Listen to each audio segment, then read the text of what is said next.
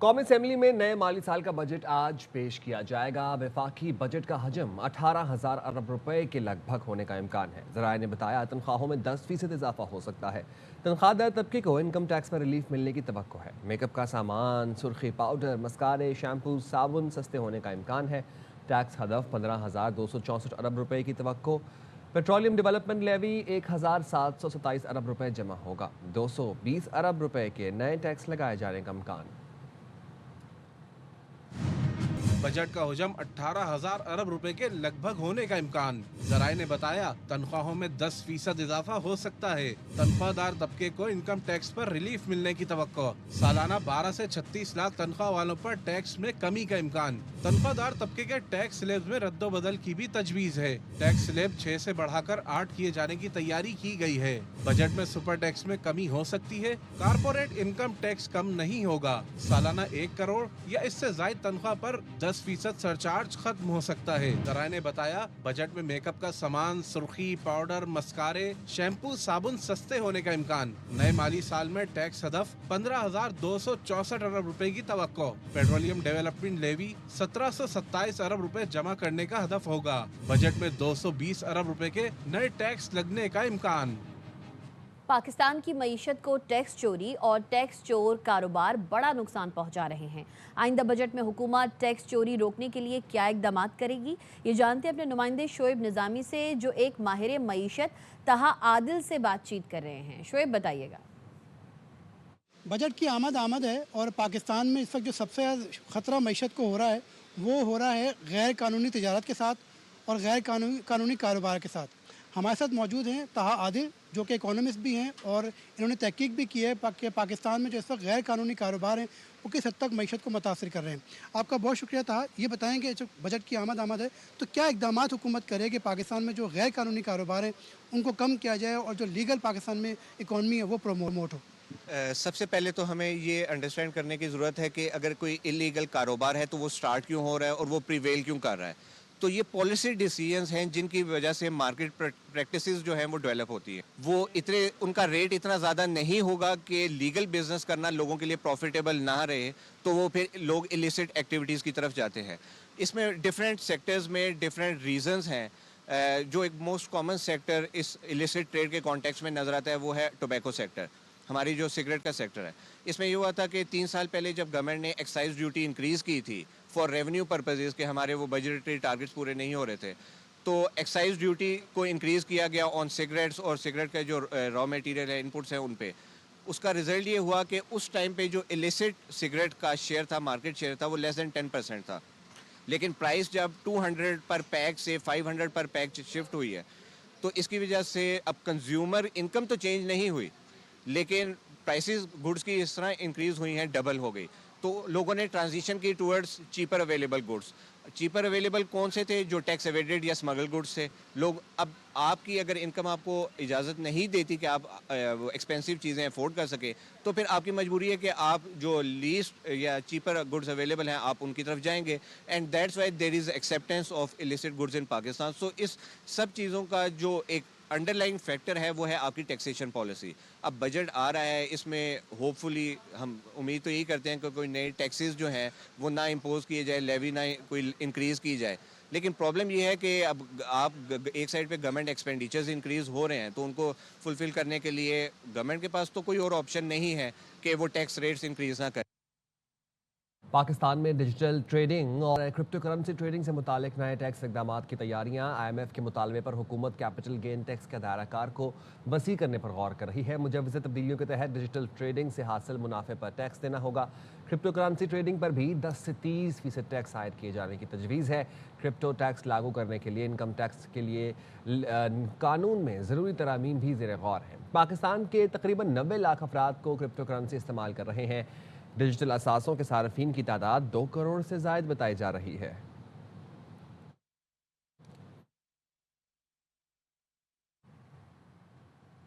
मुल्क में गुर्बत में रिकॉर्ड इजाफा। 29% आबादी गुर्बत की लकीर से नीचे ज़िंदगी गुजारने पर मजबूर।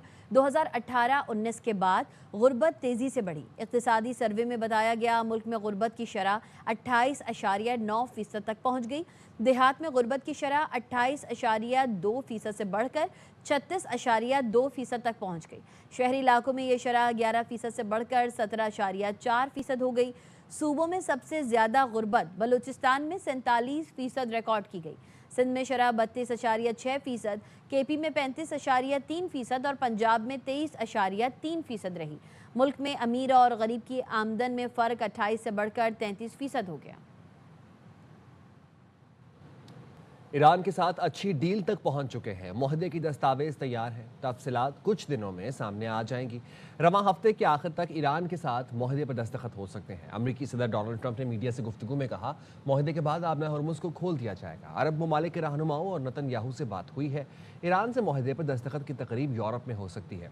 सदर ट्रंप का मजीद कहना था कि पाकिस्तान अमन के लिए बेहतरीन किरदार अदा कर रहा है। वज़ीर आज़म और फील्ड मार्शल अमन के लिए किरदार अदा कर रहे हैं। फील्ड मार्शल सैयद आसिम मुनीर अजीम शख्सियत है। And most importantly, we have a deal that Iran will never have a nuclear weapon, which was the whole purpose of what we had to go through to get this. So it was a big, very big thing. But we have a signing soon, and great heads of nations, Qatar, UAE, Saudi Arabia, Bahrain, Kuwait, and others. And we're going to be talking to Turkey. Pakistan was fantastic. The Prime Minister and I call him the General. He's the General. He's a great General. He's so great that he's actually a Field Marshal, a step above. And they're all very happy. The whole Middle East is happy. And long beyond the Middle East, the Strait will open as soon as we have it signed. Iran के खिलाफ तयशुदा हमले और बमबारी मंसूख कर दी गई। अमरीकी सदर Donald Trump का ऐलान। अमरीकी सदर के मुताबिक फैसला ईरान की आला क़यादत के साथ होने वाली बातचीत के बाद किया गया।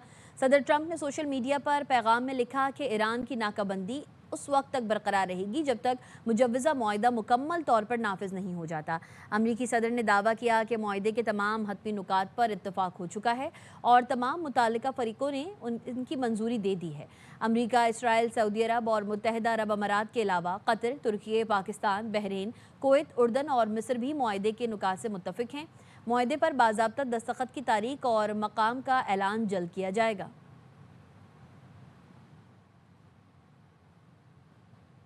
ईरान ने अमेरिका के साथ किसी मफाहमती मुआहदे की मंजूरी नहीं दी।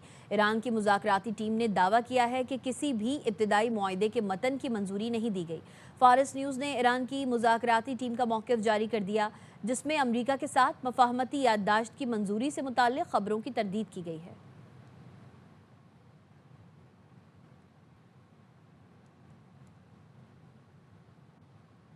अमरीकी फ़ौज ने आबनाए हुर्मुज़ में 2 ईरानी ड्रोन्स मार गिराने का दावा किया है। फॉक्स न्यूज़ के मुताबिक ईरान ने आबनाए हुर्मुज़ में तिजारती जहाज़ों को निशाना बनाने की कोशिश की थी, लेकिन अमरीकी फोर्सेस ने फौरी कार्रवाई करते हुए दोनों ड्रोन्स को तबाह कर दिया। अमरीकी अहदेदार ने फॉक्स न्यूज़ को बताया कि इस कार्रवाई के बावजूद आबनाए हुर्मुज़ से बहरी ट्रैफिक मामूल के मुताबिक जारी है और ट्रैफिक का बहाव मुतासर नहीं हुआ।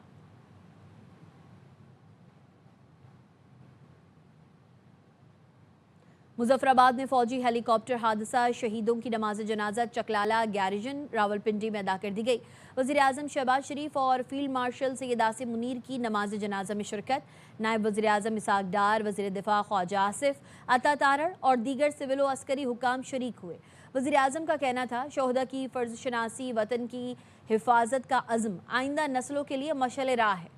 पाकिस्तान की मुसल्लह अफवाज की कुर्बानियों को कभी फरामोश नहीं किया जा सकता। ISPR ने बताया, शोहदा को फौजी एजाज़ के साथ उनके आबाई इलाकों में सुपुर्द खाक किया जाएगा।